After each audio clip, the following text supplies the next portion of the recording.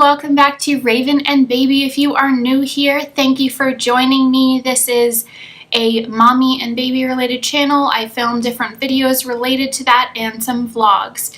And if you like these videos, don't forget to go ahead and subscribe and share. And we're gonna go ahead and get started with my breastfeeding experience and maybe some tips that I could have for you. So the first one's gonna be about pumping. I recommend if you are a new mom that is not going right back to work and your baby is able to latch and breastfeed, honestly, I say don't really pump at all unless you have to for a time when someone's going to babysit baby or something like that.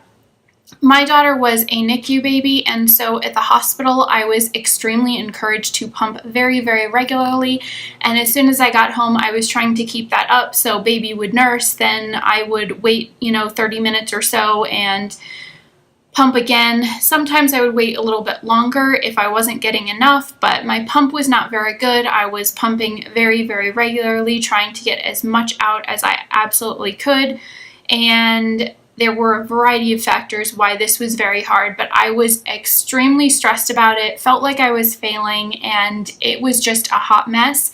And as soon as I decided I'm not going to do this anymore, a huge weight was lifted, and it made my life so much easier.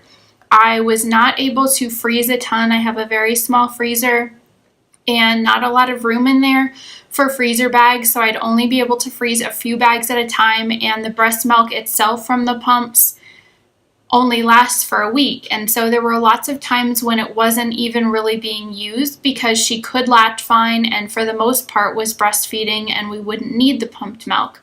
So it was just going to waste. There really wasn't a huge point to having it, and so it just made sense to stop, let's be honest. Okay, number 2 is going to be about breastfeeding classes and latching. I had a little bit of a struggle in the beginning, but no more so than you would just kind of expect from a brand new mom and not really knowing how to do all of that. I was recommended by my doctor to take a breastfeeding class, and I did, and I'm so glad I did. I learned a ton from that class, so if you have any kind of local ones that you can find, or if there's one through your doctor's office or hospital that you will be giving birth at, I definitely recommend taking one. It was a really great experience, and I met several other new parents in there. I didn't keep in touch with any of them, but it was still nice to meet other people that are experiencing the same thing you are. I learned a few different ways to help baby to latch in that class, and when push came to shove and it was time to get baby to latch, it didn't work out the way that it did when I was learning in the class. It's just learning different positions and latching techniques is so different in real time when you have a baby who's hungry and you're stressed and tired.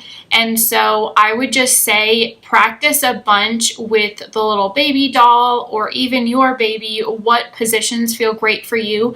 Find a couple of positions that just feel the most comfortable. If you absolutely need a pillow underneath or a nursing pillow or a boppy or whatever, then by all means do that. For myself, I didn't want one. I just wanted to hold her and position her correctly and found my favorite positions. But whatever works for you. And different sides are different. I loved the football position on my left side. I'm left-handed, but it didn't work for me very well in my right hand. So just, try around with both sides, see what works best for you. Generally, baby has a preference on which boob they like better too, so keep that in mind. But yeah, I definitely recommend the class, but also definitely practice on your own time too and mess around with different things so that when it comes time to nursing baby, you're not like, oh crap, I haven't done a single thing and I haven't practiced this since the class I took 3 months ago. Your baby might not nurse every 2 to 3 hours the way that books talk about and stuff like that. So typically a newborn wants to nurse every 2 hours. That's kind of expected. That's the safe rule of thumb. It's a little bit longer if they're formula fed. But there are babies that are cluster feeders, which means that they're not going to nurse that full amount and fill their tummies to absolute capacity. They're just going to nurse a little bit here, stop, then want to nurse again really soon. So you might have a baby that wants to nurse every 20 to 30 minutes. It might be every hour. It just depends. Different babies are different. And my daughter was definitely a cluster feeder. She also had reflux really bad, so it was very, very difficult because she would nurse. I don't know if you are aware of this, but if you have a baby with reflux, generally you cannot lay them down for a nap right away. You have to make sure they burp and hold them upright for 30 minutes. So typically she would nurse, I would burp her, hold her upright for 30 minutes. She'd be passed out in that upright position, but it would be fine. I would hold her upright. I'd go to lay her down. She'd wake up and want to nurse again instantaneously. So anyways, definitely keep that in mind, that it might not be every 2 to 3 hours like you expect it to be. It might be every 30 minutes. Whatever works for baby, you know, is what needs to happen. In the very beginning, their stomachs are so teeny tiny that they can only take in a small amount. So do not be surprised if they are waking up very frequently or if they are wanting to nurse and they are hungry very frequently. It just sometimes happens that way. So just be forewarned.